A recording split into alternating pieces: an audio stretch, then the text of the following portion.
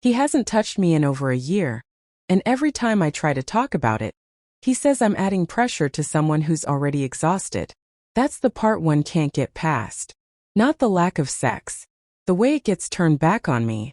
Most nights he stays up on the couch long after I've gone to bed. I'll wake up at 1 or 2 in the morning and see the light from his phone under the door. When I come out for water, he's scrolling. Work emails, news, random videos. If I sit next to him, he shifts like I startled him. Not guilty. Just irritated. Like I interrupted something important. If I say, "Are you coming to bed?" he sighs and says, "In a minute." He doesn't. When he does come to bed, he stays on his side. Back turned. Phone in his hand until he falls asleep. I used to reach for him. Just small things. My hand on his shoulder. My foot against his leg. He'd move like he was adjusting. Eventually I stopped trying because the movement felt deliberate. Not mean. Just clear. The last time I tried to actually talk about it, I picked a Saturday afternoon. The kids were outside. I said calmly, "I miss being close to you." He didn't even look up from his laptop. He said, "I'm drowning at work. Can we not do this right now?" I waited.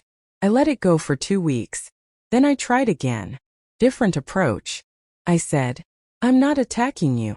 I just want to understand what's going on." He closed his eyes and rubbed his forehead like I'd given him a migraine. Why does everything have to be a problem? I'm tired. I'm stressed. You're making it worse. After that, I started rehearsing conversations in my head and then not having them. It shows up in small ways during the day too. He'll kiss me goodbye, but it's quick. Mouth barely touches mine. If I hug him longer than a few seconds, he pats my back like I'm a child who needs soothing. In front of other people, he's fine. At barbecues, he puts his arm around me. At family gatherings, he'll call me babe. If someone jokes about married life, he laughs and squeezes my hand. It looks normal. Solid. But at home, if I sit too close on the couch, he says, "It's hot," and shifts away. I've tried to be understanding. I know his job is demanding. He manages a team. There are deadlines. Layoffs happened last year. He came home shaken a few times, talking about how everyone's burned out and replaceable. I listened. I made dinner later so he could finish calls. I kept the kids quiet when he said he needed to decompress. For a while I told myself this was a season. We met at a mutual friend's birthday dinner. I remember he asked me what I was reading instead of what I did for work. It felt thoughtful. We talked about podcasts and bad reality TV. Nothing dramatic. It was easy. When we first got married, he was steady. That's what I loved. He wasn't flashy. He came home when he said he would. If he was running late, he texted. He'd reach for my hand in the car. He initiated intimacy back then. Not constantly. Just consistently. I didn't have to guess. I felt chosen. Not chased. Chosen. The shift wasn't sudden. It started with him saying he was too tired one night. That was normal. We had a toddler then. I was tired too. We laughed about it and went to sleep. Then it was twice in a week. Then it became him going to bed later and later. I remember one night I put on something I knew he liked. Nothing dramatic. Just made an effort. He looked at me and said, "You don't have to do all that." I'm exhausted. I felt embarrassed for trying. After that, I waited for him to initiate. He didn't. Months went by. Physical closeness turned into quick pecks and side hugs. If I tried to deepen a kiss, he'd pull back and say, "The kids are going to walk in." Even when they were at my mom's house. The first time I said, "It's been a while," he immediately said, "You're keeping track now?" I wasn't. I just noticed. Somewhere along the way, I started measuring my words. If he came home tense, I didn't bring anything up. If he seemed relaxed, I didn't want to ruin it. There was this invisible window where I thought maybe I could ask for connection, but it kept closing before I could use it. When I stopped bringing it up, things felt smoother. No arguments. No heavy sighs.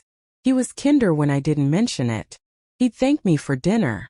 He'd tell me I was holding everything together. That felt good. I won't pretend it didn't. So I traded one kind of closeness for another. I became supportive, efficient, low maintenance. If friends complained about their husbands not helping with the kids, I stayed quiet. Mine helps. He shows up to school events.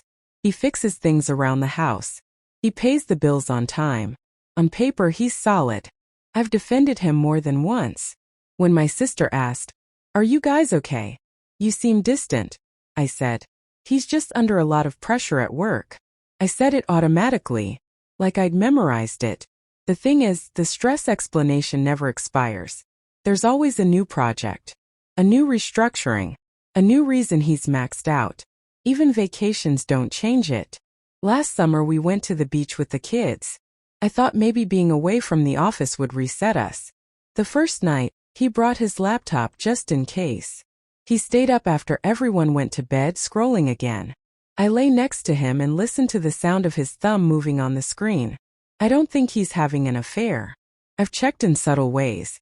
I've looked at the phone bill. I've noticed who comments on his posts. Nothing stands out. It's not secrecy. It's absence. And I hate that I've started to feel unwanted. I don't even like saying that because it sounds dramatic. He still lives here. He still eats dinner with us. He still asks about my day. But when I sit next to my own husband and feel like I'm intruding, something is off. A few months ago I tried again. I said, "I need more from you physically. I can't keep pretending this doesn't matter." He went quiet. Then he said, "So now I'm failing as a husband because I'm stressed?" I said that's not what I meant. He said, "You're turning this into another thing I have to fix." That word stuck with me. Fix. Like intimacy is a task. Like touching me is another item on his to-do list. Since then, I've noticed how quickly he labels it as pressure. If I brush against him in the kitchen and linger, he stiffens. If I suggest we go to bed at the same time, he says, "Can we not schedule this?" I'm not scheduling anything. I'm asking to feel close to my husband. I've started wondering if stress is the reason or the shield. I empathize with him. I really do. I see how tired he looks some days. I see the messages coming in at all hours. I hear the way he talks about being responsible for everyone at work. Part of me thinks, of course he has nothing left. But another part of me notices that he still has energy to scroll for hours, to watch videos, to engage in group chats, just not to reach for me. I haven't told anyone how bad it feels now, because from the outside we look stable. The kids are happy. We don't scream at each other. There's no betrayal. Just this ongoing absence that stretches and stretches. I stay because I believe stress can ease. I've told myself that once this quarter ends, once this project ships, once the company stabilizes, he'll exhale and come back to me. I stay because 9 years is not nothing. We built this house together. We chose our kids' names together. There are pictures on the walls of vacations and birthdays and ordinary Tuesdays. Walking away from that feels like ripping out roots that go deep. And leaving isn't simple. There are school schedules, a mortgage, shared bank accounts, explaining to our children why mom and dad don't live together anymore when, from their perspective, nothing explosive happened. What would I even say? "Your dad doesn't touch me anymore" sounds selfish when I imagine it out loud. I also worry about being wrong. What if this really is just burnout? What if I blow up our family because I couldn't handle a hard season? But then I think about the fact that this season has lasted over a year.